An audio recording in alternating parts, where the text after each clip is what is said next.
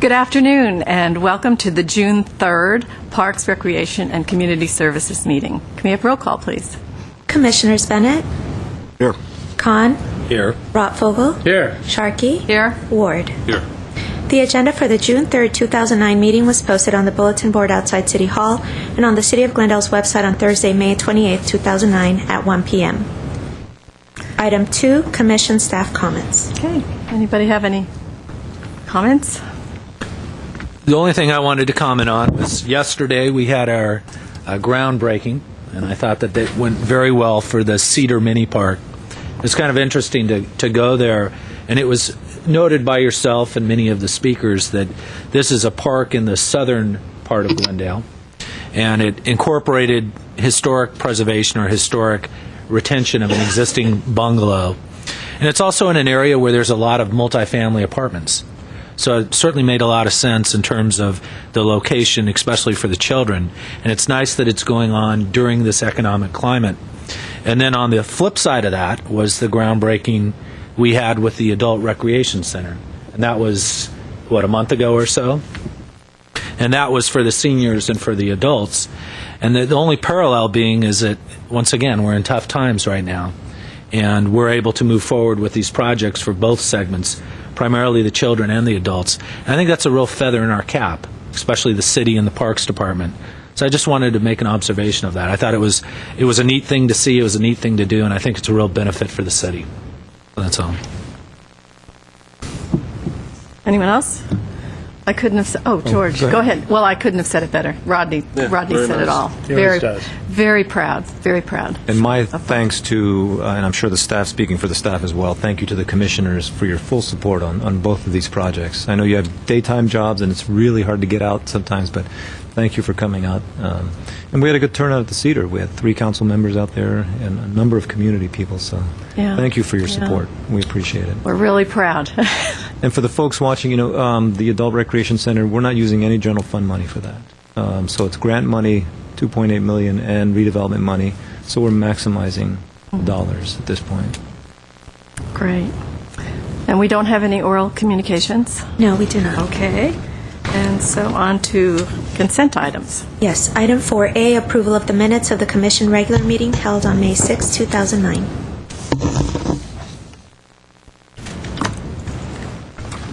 Everybody read the... Yeah, I'll move to approve the minutes as submitted. I'll second. Commissioners Bennett? Yes. Khan? Yes. Rotvogel? Yes. Sharkey? Yes. Ward? Yes. Item 5A, under Business Agenda, reports for information only. 5A1, 90-plus birthday celebration. And I'll turn this over to Brittany and her staff. And at this time, I'd like to go ahead and invite Julianne Leviant up to the podium. Julianne is the Community Services Supervisor over the Adult Recreation Center and our senior programming. And Julianne and her staff, they put on such a great event every year. And this year, I believe we had one of the highest numbers of honorees. And so Julianne's put together a little bit of a presentation. Unfortunately, George and I weren't able to attend because we were stuck in budget study sessions. But I think when you see some of the pictures of the event, the decor, and just the formality of the event was really top-notch this year, and I want to commend them on that right off the bat. So I'll go ahead and pass it over to Julianne. She'll give you a few more details. And then if you have any questions, we'll entertain those at that time. President Sharkey, Commissioners, Executive Staff. My name is Julianne Leviant, and I am the Community Services Supervisor at the Adult Recreation Center. On May 21st, 2009, the Parks and Recreation and Community Services Department hosted the 90-plus celebration. The city honored 23 seniors over the age of 90 years old. Each honoree was listed in the program booklet introducing the honoree with a brief biography. Each honoree also received a certificate and a gift card. Participants danced along to the Bobby Perino Orchestra, who has 11 members to create their big band sound. President Sharkey and our staff, Audrey and Darlene, handed each honoree their certificate and gift card. The honorees were very appreciative of the event. One of our honorees, Lillian Chavone, who is pictured in the red dress, sent us a thank you card after the event, and I wanted to read a little bit from the card. How can I say thanks for all the wonderful things you do for me? You are my angels. You ask me, what can I do for you? I feel loved, respected, cared for, thought of. 1,000 thanks cannot express my gratitude. It's nice. There were a total of 170 participants total for the event.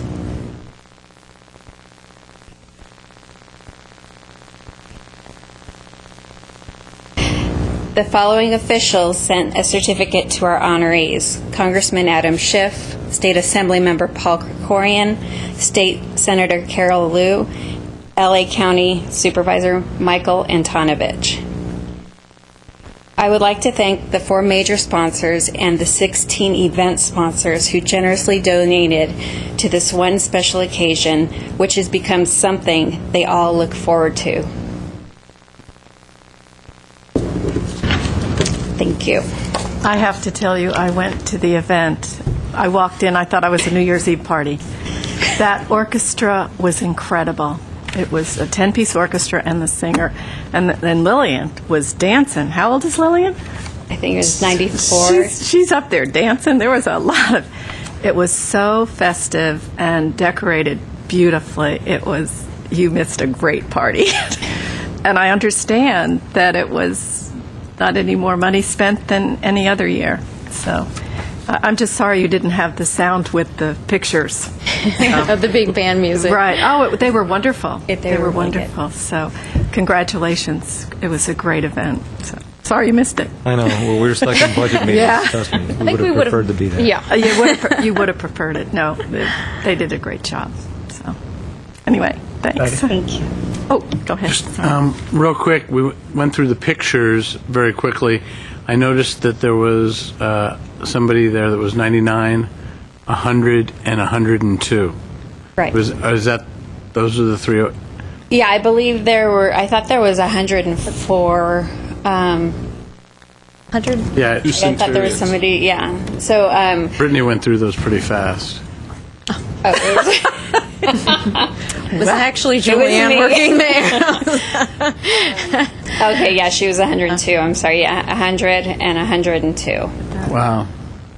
And That's something. and I'm surprised there were a good number of men in this, which is kind of rare. Unusual, right? Usual, yeah. I think that's a good sign for us. Yeah. I do too. I do. Not for us.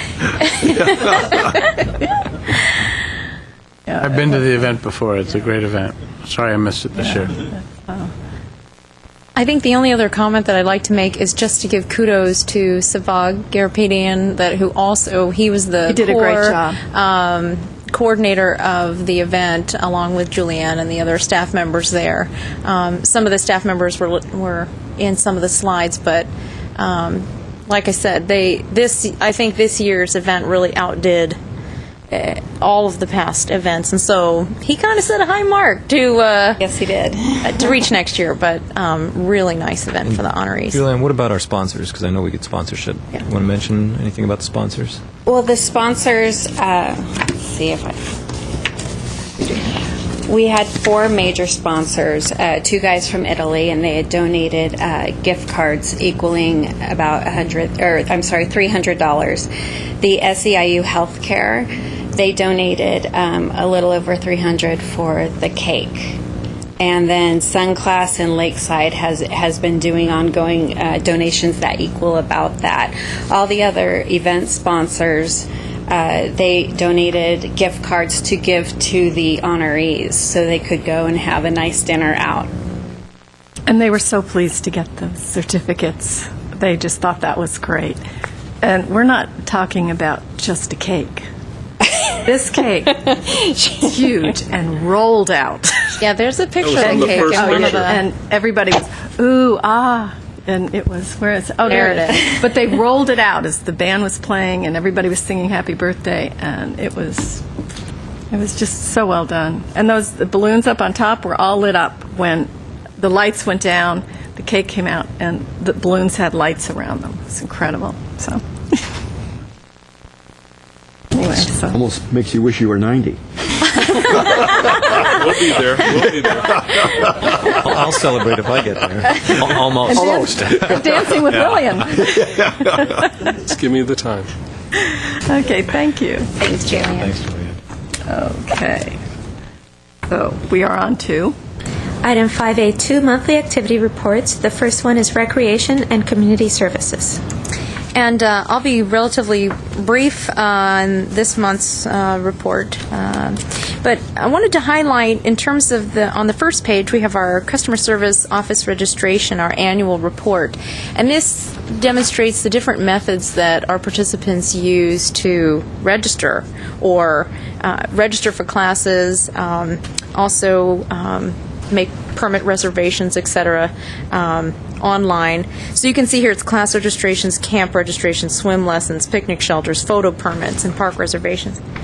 One of the things that I think is very interesting about this chart and the numbers is the fact that our internet registration is one of our lowest groupings of numbers. Given that so many people these days are more and more using, the internet to do their personal transactions, in Glendale, in terms of, utilizing our services and facility rentals, it is not their primary means of registering or permitting a facility. People still, as you can see, according to numbers, very much utilizing the phone-in reservation system and walk-in, with over 1,900 of our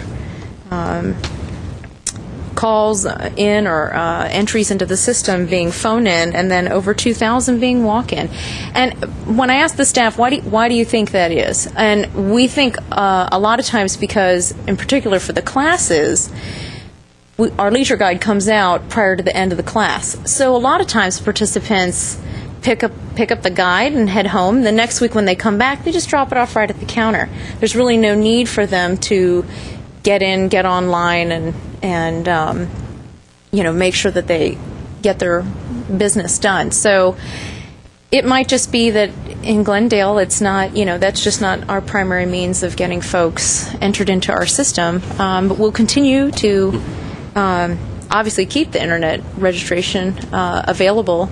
But this is our highest number that we've seen in years past, but it still remains incredibly low in comparison to all the other means of registration. So I thought that was kind of interesting, at least to highlight. I'm guessing it's the age of the person registering. It may or may not be. Be interesting to look to see. Yeah, we can. I'll bet you 20-year-olds aren't walking in. Well, like I said, keep in mind, this is all the class registrations. Yep. This is parents registering their children for day camp. A lot of ongoing business, and it is folks of all ages. So, but we can certainly pull those numbers and take a look at that. But I did think that was kind of unique and interesting, at least for our city. I think we're Little Big Town. I think you're right. Yeah. But it is easier. And that to leisure guide helps. So them we start should find out, though, why they're not using the internet as much, because it is parents. I know, my wife uses the internet as well for the kids' registration. So we'll find out. It may be the instant communication when it's one-on-one, either on the phone or personal, that you're in, that the transaction what took place, and you're confirmed immediately, versus kind of the internet, not whether or not the response time is there, that you're guaranteed a slot in that class. So there may be a lot of people that just want that personal aspect of it, communicating either with the phone or face-to-face. Well, we'll take a look at our system, because if you order something online, you get almost instant confirmation of your order. So they'll send it to your email as a confirmation, and you place the order and how much it is, that type of thing. So there should be instantaneous response with that, so we'll find out. Commissioner Ward, you do bring up an interesting point, though, because in the case of aquatics registration, for example, if a class is full, over the phone or in person, you can immediately say, well, what about the next hour, or what about the next week? So having, staff, we go in and kind of test and utilize the system sometimes on our own. I think sometimes just the process of having to actually build an account online. Some people are weary of having their account information on a server somewhere because it does store credit card information and other personal information on their account, their individual account. So we have found that folks have said, well, I went to do it online, but I prefer not to enter all that. Can I just give you this information? Even though when we register them, it still gets stored in the same server location. So it may just be, weariness of the security, but we don't share our information with outside vendors. We don't sell that information to anyone. It is purely just for our department purposes. Now you can track the hits that the website receives, so if the number is up, yet the registrations are personal, maybe they're doing the research on the web and then... That's a great point. Yeah. That's So a great we point. could do a comparison that way.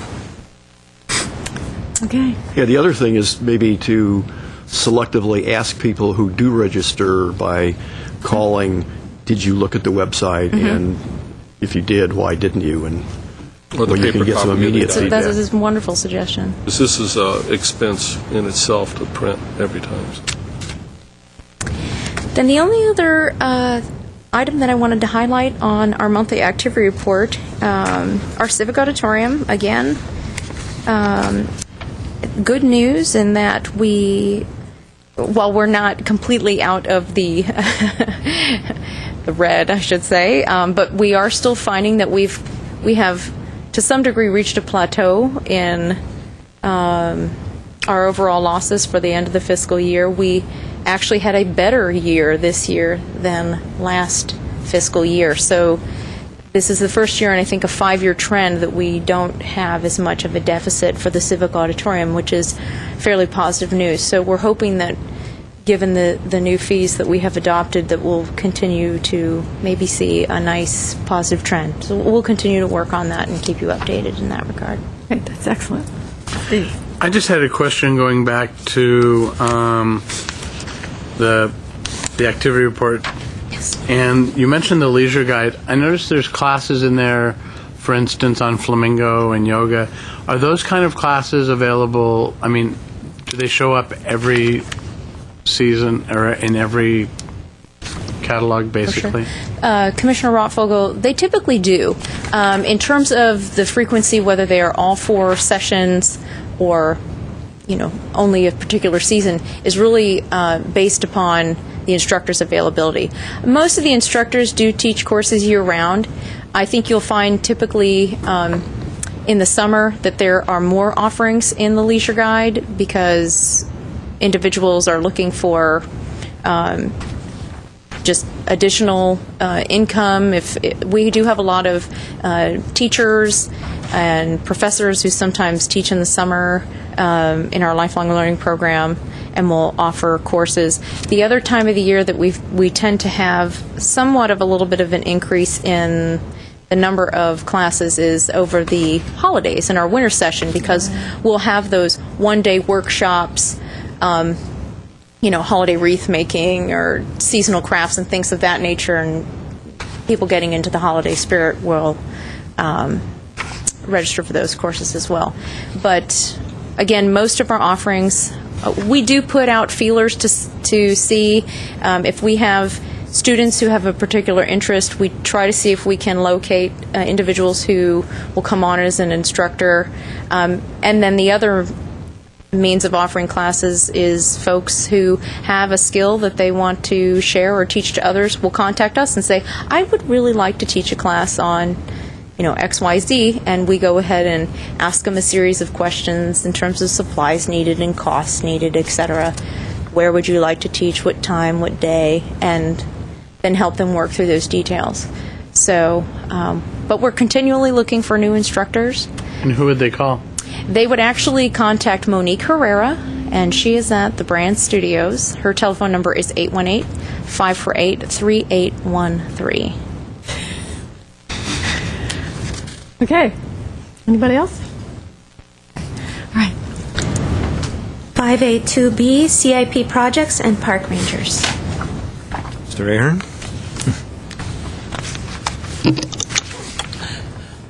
Chairperson Sharkey, members of the Commission. Briefly, let me start with the pre-planning processes. We have our work broken into several stages: pre-planning and concept planning, entitlement work and permitting, and then the actual construction phases. So some of the projects in the pre-planning stages currently are the Columbus soccer field project, which is a joint use project with the school district. So we just received our EIR consultant proposals for that. So we're wrapping up the evaluation of those proposals, and then we'll be bringing something forward to award a contract to do that environmental impact report for that project. And that one gets a little complicated because it is in a built-out, highly urbanized area, so noise, traffic, parking become issues with a soccer field that close to residential uses.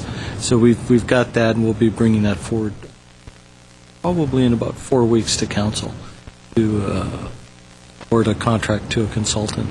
And that EIR will, given the complexity of those issues and the community outreach process that would be necessary, I would anticipate would take about 9 months to complete. But we'll certainly know sooner than later on that. We are also out to get proposals for design on our tennis court replacement project at Glendale High School, Maryland Mini Park, and security fencing at both Carr Park and Brand Park. So we'll be out getting design proposals. We're finalizing the RFP and RFQ right now for those consultants. And then the Site A EIR, which is more of a raw land environmental impact report, a little more complicated in that it covers the full range of environmental aspects, biological being one of the bigger issues in that area, blue line streams and oak trees and habitat and things of that nature. So actually that'll be again, a lengthy EIR, but one that'll be pretty interesting in terms of its complexity. So those are kind of the major pre-planning efforts. The entitlements, as you know, we're underway with Maple Park and Griffith Manor Park for their renovations, and we're a few months away on each of those from bringing something to council. We'll be getting into plan check on both of those this summer and then getting out to bid in the fall, each of those. So as you know, Griffith Manor's pretty much a total renovation of that site. Maple's an expansion of the existing building with some extensive renovation to the park and adding a water play feature, things of that nature. In fact, we're just working on that before today's meeting. The Dugmasian barn, we had been out to bid on that and extended the bids because the funding had been frozen by the state. It looks like that funding is going to get freed up, but in the interim, those bids had been holding for quite a while. So we took a report to council, canceled the bids, and we'll be rebidding that with an RFQ for contractors, request for qualifications. One of the things we'll try and do there is recast our net to get a little more refinement in our contractor selection process. As you know, the Dugmasian barn is a historic structure. It's an unreinforced stone masonry structure, so oftentimes when we do construction on unreinforced masonry structures, it's brick or block. With stone, it's a little bit different, that you don't have the symmetry that you would have in a block or brick structure, and the composition of the stone is somewhat unknown. So it becomes a little more challenging to get someone who has really good experience with stone masonry work and preservation work. A narrow pool candidate, but we'll get that back out and get some proposals on that.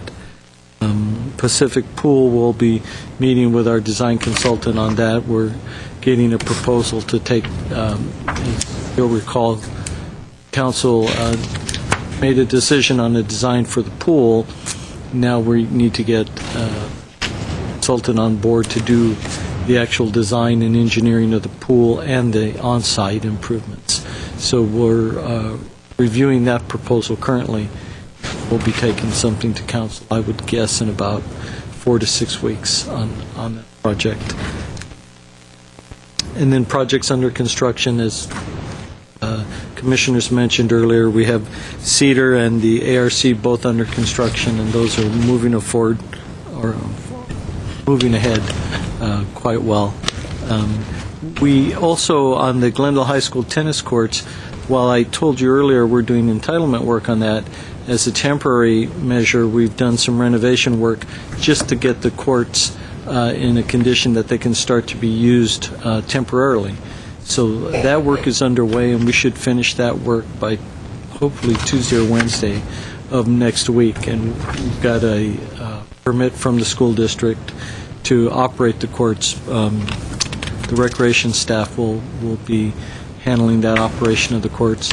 And then we're getting a proposal on that project as well for the complete renovation of it. And that's a bit challenging because there's a lot of security concerns as well as ADA improvements that need to be addressed in order to create a new path of travel from the street edge in, as opposed to where the access points currently are, which are from inside the school, which they understandably will want to secure during off hours. And so we'll need to change those points of access, provide bathrooms, handicap parking, things of that nature. So all the details that make it a finished product. The skate park is something that we started work on. They're testing a number of different materials on that right now, and we're pretty close to picking a final type of block for use on that. Actual replacement work will occur in phases. So although components of it will close while it's under construction, the park itself piece will always remain, or some portion of it will remain open. The skate park. Yes, in the skate park. So those are kind of the big things. In terms of construction projects, we have a few changes in the Ranger program. I'm not sure if the director wants to speak about that or if he'd like me to. Well, I certainly could. We are in the process, as part of the budget cuts, we have given up, as you know, 11 vacancies in our position, in our department, and 2 of those vacancies were ranger positions. Having done that, we felt that it was the right time to reorient the ranger program to more of a naturalist role and allow PD, the police department, to do the enforcement in the parks. So we, at this point, we're working on job descriptions that will go to the Civil Service Commission next week, I believe, to really bring those 2 positions into a naturalist position role. It will pay a little bit less than what the Rangers are making right now, but I think we're going to get dynamic programming out in the open space that we've bought over the past 5 or 6 years that I've been here. So look for a lot more programming for the open space, more trails programs, more camping programs. So we'll have 2 full-time bodies and some part-timers focusing exclusively on naturalist, interpretive programming, and resource management. So that's the direction we're going with the Ranger program. I get these emails, I'm sure we all do, from Jeff W. I don't remember his last name. Weinstein. Yeah. Is that the role that these folks will now start Yes. duplicating? Yes, absolutely. Yeah. And as you know, I think we had 14 programs in the last 2 or 3 months out in the open space, and Jeff was responsible for 11 of those. He does a great job. Yeah. Oh, yeah. Yeah. So we want to see more and more of that. Yes. He's really good at that. He is, yeah. And he has a cadre of volunteers who are out there, taking care of the trails and watering new saplings. So he's doing a great job. Now, does that mean that there won't be any enforcement by the Rangers? I mean, they see something, what? Right. The plan right now is to give them what they call PC 832 training, which is power of arrest. It's a 2-week course that they take out of the police academy, so they can actually issue citations, administrative citations. So if they do see activity out there like smoking and some of the minor offenses, they can actually issue citations for those. Parking violations, talk off leash. Right. But if they see criminal activity, it's best that they just call the police department. And do they have a radio or something Yes. that's going to... They'll have a radio. They'll be fully geared.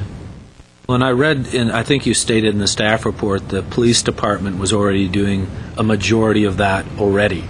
So it's not as if we're substantially decreasing that. It's just playing a different role. That security level will still be there, though. Yes. When we pulled the call logs, the 911 call logs to the parks, the police department was doing 80% of that, and our range were doing 20. And police can pick up the other 20%. So we'll see a lot more programming for the open space than we will. I'm not sure we're going to lose a whole lot in the enforcement side of it. Any more questions? No? I had a question of Dave. I didn't want to interrupt him. He seemed like he was on a bit of a roll. There was exactly a couple things. First of all, you talked about Duke Majan Park and then casting the net out so you got people that were qualified. Is it that, or is it also too? Are we looking at we're getting better pricing now on bids to look at that, or is it more just to get more qualified contractors? I think we actually had pretty good pricing, but I think by recasting the net, I think we could still achieve even better pricing. Some of the contracting pool was eliminated due to some of the pretty strict requirements of having so many historic projects. And we, in looking at it and thinking about it with refocusing, it's not as if we were restoring a Victorian mansion. It's a stone building, and so certainly we need to pay attention to the historic significance of the building. But that has eliminated a lot of the masonry folks that do this work, and again, this is just the retrofit part. So I think you're right on. We'll get equal or better pricing, and we'll get a broader pool of contractors. So and of course that competition helps. Do we do, and I'm not sure, I'm kind of looking around, as it relates to community gardens, and something was brought up about community gardens, and I don't know if Parks is brought up, but not Cedar. It's like, I guess we're doing some right off the freeway, and we're doing some in different locations. Yeah. And I was just wondering if in some of these sites, like I was originally thinking this Maryland mini park, that we had talked about, I think it got its funding and then it was frozen and then now it looks like it's got its funding again. How does that whole concept work? Like, would you consider doing a community garden for a year while it's going through the entitlement phase, or does it not really work that way? Or how does the community garden concept work? It's interesting you should say that. This was something I discussed with Councilwoman Friedman recently. I think we're working with Sam Engel, Neighborhood Services. Sam is the one that's actually spearheading the one over at Monterey. So there's a possibility of doing that at Maryland while we're designing the park. And what we're looking at is actually designing a community garden in that park as well. So we're going to put it into the design of the park. So Dave and his guys, they know where they have to go with that. So it will be in the design. It won't be quite as big as the entire site is right now, but we are designing that into the park at this point. Yeah, she had mentioned that to me as well. And the other thing, and I was thinking though too, was that I don't know if we have other parcels, and I would be interested to know how this whole community garden concept works. Right. Because I think folks would start going there thinking this is a garden, then all of a sudden it gets taken away from them. And I don't know if there's some issues with that as well.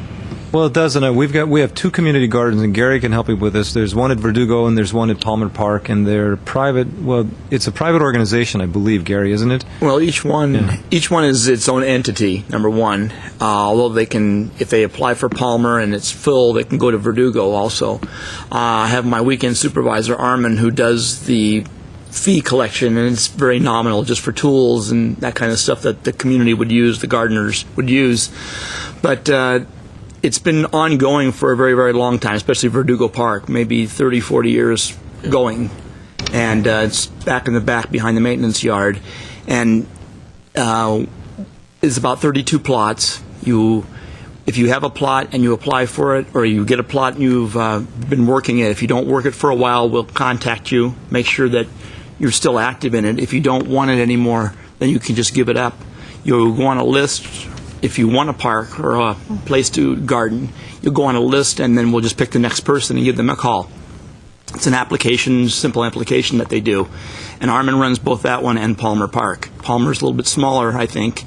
But what was happening at one point was, one person A would have it, and then he or she did not want to work it anymore, so they would just turn it over to their, son or their brother or something. And it was staying in the family for a very long time, so Armin cleaned all that up now, and now it's strictly as a list, and then if somebody leaves, we take it back, we put our lock on it, and then they don't get a key for that lock until the next person actually assumes control. How long is the waiting list, say, at Verdugo? Well, I don't know how long it would be. It's about 8 people deep, yeah, but it could be anywhere from 6 months to 3 or 4 years if people don't want to leave. Yeah. Okay. Very popular. So there's more demand than there is supply. There definitely is more demand than there is property to do this. One concern I would have, though, of using Maryland is, now granted it might only be for a year, but if it gets extended out too far, there was a problem in Los Angeles where the city sold some land or something, or a developer owned the land that they were using, and it became a real problem. So we need to be careful about. What was the problem? They didn't want to leave, and Right. and they sued, and They wouldn't leave. They wouldn't leave. They're I don't hanging in know. I don't trees remember how and- it ended up, but Huge mess. so I think we need to be careful how we move. Agree. Yeah. Yeah, I think what we have going for us is we do have the money. And so once we get the designer on board, it's just a matter of designing and building it. So it won't be, more than a year and a half at the most. I think the one in Los Angeles may have been more than 5 years. Oh, Yeah, It's quite old. it was 14 years, really I a think. long I time. think it was 14 years or so. Yeah, Large community. Yeah. and it was a large plot. It was a lot of people involved. Right. Well, couldn't you let people know in advance? And that's what we'll do. They might have to sign something. Yeah, to say Yeah. that you're, like Yeah. you could do with leases, you can do whatever. Yeah, that's a good idea. I didn't understand your comment, though, Gary, about we lock up the lots or lock them up. We lock them up so as the city, since it's still our properties, we're just giving it to the people to garden. So we lock up that specific garden. Each garden is self-contained in our parks. The one at Maryland or on Monterey is different. It's wide open. You go through one gate and all the plots are wide open. The ones that we have at Palmer and Verdugo are, as you walk through the main gate, then you have individual plots that are fenced off. So you have a chain link fence Well, around them? it's either chain link or wooden or some kind of structure to Never keep seen 'em. Yeah. keep people out. And not that people would steal but these are not necessarily raised wooden beds. Or it could be just dirt plots inside the fenced area, so the fencing becomes the border. Whereas the one at Monterey are nice new wooden raised beds set in concrete, the whole 9 yards over there, and it's a little bit different setup. So we lock them up as a city, so nobody just goes in there and starts to take over the place, or come in with their friend and start doing something. We lock it up with our lock, and then we take our lock off when we give it to the next person, and then they put their lock on it. I see. Yeah, I think the only problem we may run into is if we allow for a community garden on the entire site, it would probably allow for more people to use it. But when we reduce the size of that, then it becomes a problem with who, maybe it's a lottery who gets to system. stay. Right. So we'll have to work through that so that it doesn't become a problem later on. Okay. Thank you. Okay. Is that it? All right. 5A2C, Park Services. That'd be me. Just a couple things. The waterless urinals are on their way. We got 2 more in, and they'll be installed hopefully in the next couple weeks. If Raymond has enough time to get them in. We'll be buying more as July 1 approaches and goes by, and eventually, I believe about 30 to 40 urinals will be changed over to waterless. So whatever park I can do it in, I'm going to do it. We had a cleanup day on this last Saturday, and it was a cleanup and beautify neighborhood type event. And 2 areas that in my scope got taken care of that weren't neglected but were not being tended to because of the inability of the crews to even get in there. One was on Palm Drive. It's 3 islands in a row there that unfortunately became kind of a dump site on the medians, and it gets kind of trashed, and we shut off the irrigation because we couldn't get in there to mow. They have parking on both sides of the median and on both ends of the sides of the street. So we have a 4-hour window on one side and a 4-hour window on the other side a week to get in there, and mowing and stuff didn't make sense. But we planted, neighborhood services did, as a matter of fact. I took them over there and showed them how and what needed to be done. But we planted some drought-tolerant plants on one island, mulched the entire island, and we're going to send my crew by. We're not going to use the irrigation that's already there because it is in disrepair. We're going to use a tank of the probably the pressure washer or something and fill it with reclaimed water and water those plants that way. And after they root, hopefully they'll be able to sustain with maybe once a month watering. I had a concern originally about doing this, but by picking the right plants in the right planting way, hopefully it'll beautify the neighborhood. And we have 2 more islands to go. If this works out real well, we can do the other 2 islands. And it's kangaroo paw and ballerina rafts down the middle. So it should be very showy, very pretty. And if people can see that in the neighborhood, maybe they'll take a little more ownership in that area, and the other 2 islands can be done also.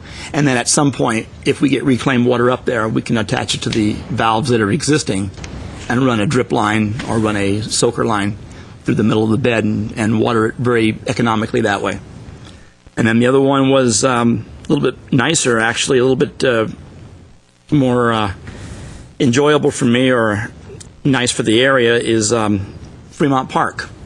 We have a rose bed there, a large rose area there, and it's just from lack of personnel, we've let it kind of go, and that was one of the areas that the Neighborhood Services is going to keep planting every year.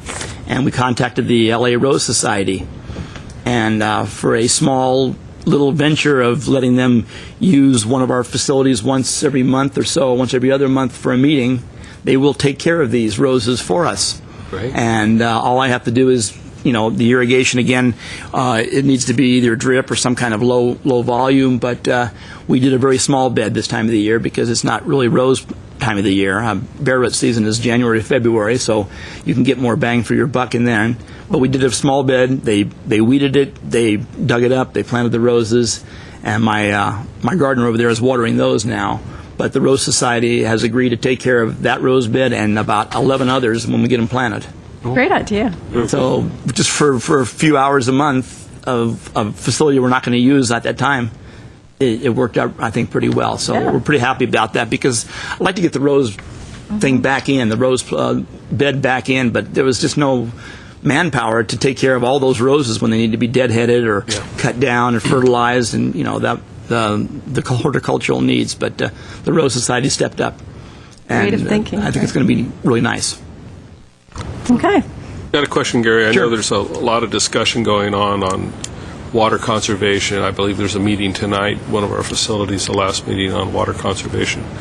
And City of Los Angeles took action, and it's been all over the news about restricting days of irrigating. And I know that we use recycled water on our facilities.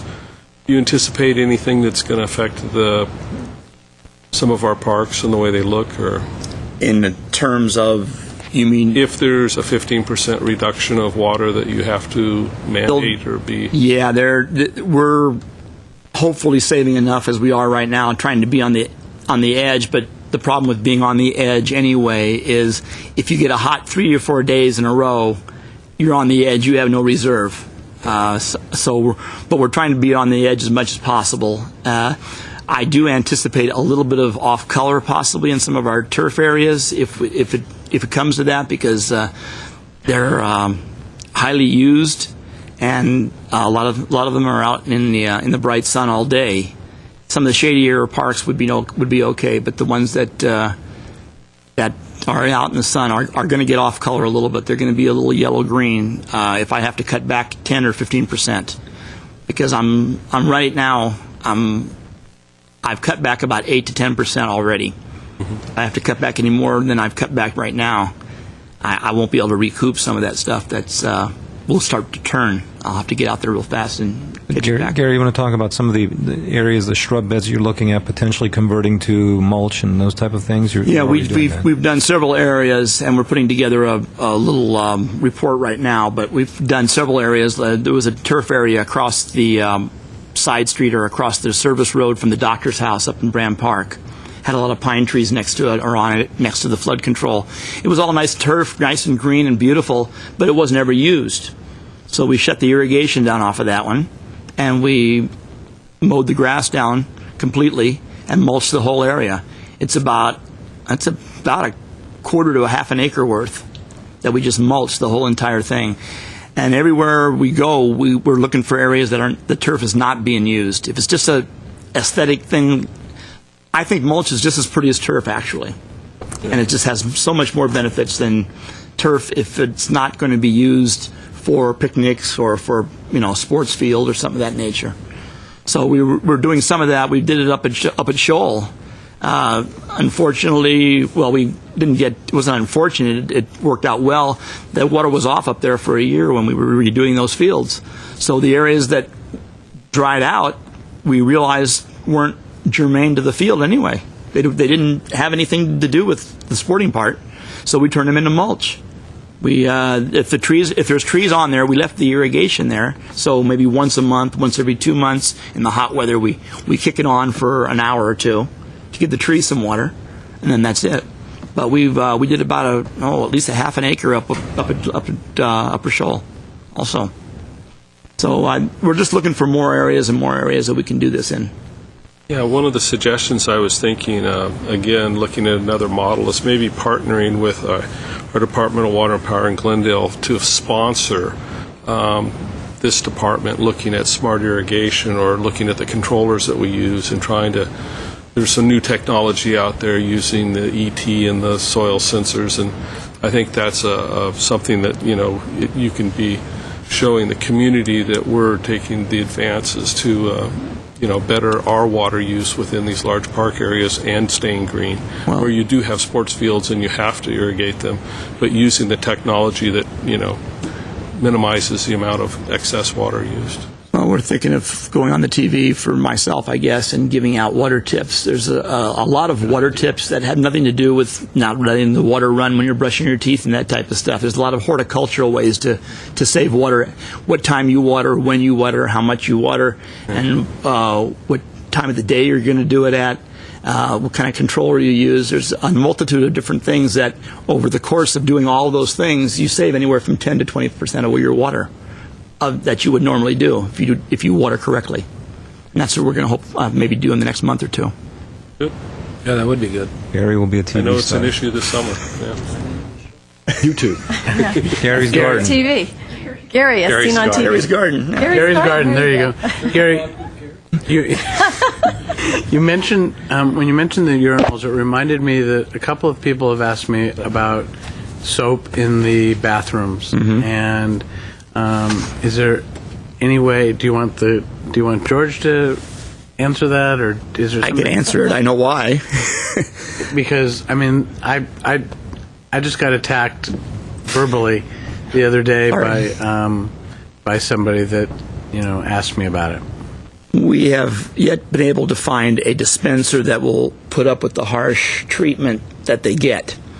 And when they leak or drip or run over, they become a hazard in the bathrooms. Somebody will step on that piece of, because it's all liquid soap, it's not obviously bar soap or powdered, it's all liquid.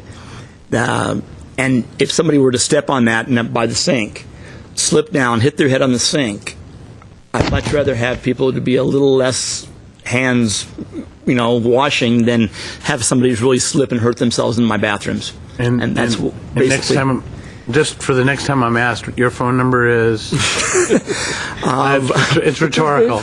I was just kidding. But having said that, there are a number of hand sanitizers out there that we can look at. So we'll look at the hand sanitizers, the ones with the alcohol based. So we can try some of those, yes.